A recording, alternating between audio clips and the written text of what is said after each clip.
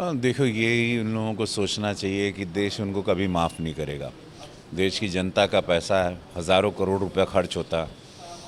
सत्र चलता, कुछ अहम बिल थे, 31 बिल थे, मेरे प्राइवेट बिल थे, जनसंख्या कानून नियंत्रण बिल था, मंदबुद्धि के बच्चों के संरक्षण का बिल था, कलाकारों के लिए बिल था। लेकिन ये लोग चलने नहीं दे रहे हैं और देश उनको कभी माफ़ नहीं करेगा। ये बहुत ही गलत है।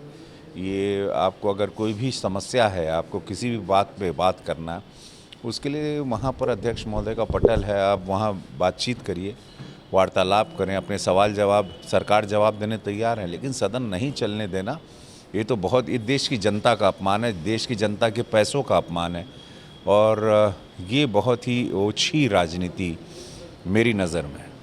राहुल गांधी को जो है दक्षिण का आम दूसरा ज़्यादा पसंद है, इसको लेकर क्या कहेंगे? बहुत गलत है। देखिए अब वहाँ पे जब वो सांसद थे, जीतते थे, गांधी परिवार की राजनीति वहीं से बरेली से और यहीं से होती थी इन लोगों की, और अमेठी से होती थी। गांधी परिवार यहीं से जीत के सरकार बनाता था, क्योंकि उत्तर प्रदेश बहुत अहम भूमिका रखता है इतनी सीटें यहाँ पे सरकार बनाने में। और अचानक जब आप हार गए, आप वायनाड भाग गए, वायनाड में जाके वहाँ से चुनाव लड़े और अब आप साउथ की राजनीति में घुस रहे हैं, तो आप यहाँ के उत्तर प्रदेश वाले के, आम उत्तर प्रदेश के लोगों के बारे में गलत बोलना, या ये सारी चीज़ें बहुत अपवाद है, गलत है।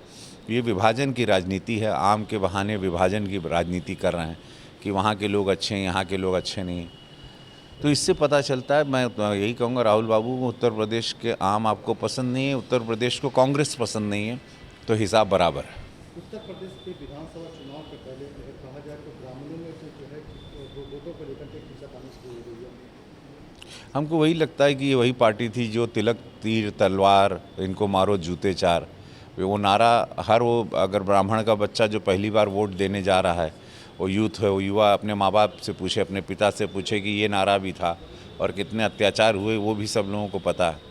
और ये भी जनता जानती है और ये हम भी जानते, चूँकि मैं स्वयं ब्राह्मण हूँ, मुझे पता है कि सबसे ज़्यादा धर्मांतरण ब्राह्मण की बेटी का हुआ पिछली सत्ता में, पिछली सरकारों में। और इतने समय से, जब से भारतीय जनता पार्टी की सरकार है, यशस्वी प्रधानमंत्री नरेंद्र मोदी जी की, पूज्य योगी महाराज जी की, जनता, हम लोगों को संरक्षण मिला, हम लोगों का ख्याल किया गया। हम लोग की विचारधारा ब्राह्मणों की राष्ट्रभक्त की होती है। ब्राह्मण निस्वार्थ होता है, त्यागी होता है, ब्राह्मण में कभी स्वार्थ नहीं होता। और आज इसकी राजनीति इन लोग कर रहे हैं, आज ये लोग सभाएँ कर रहे हैं।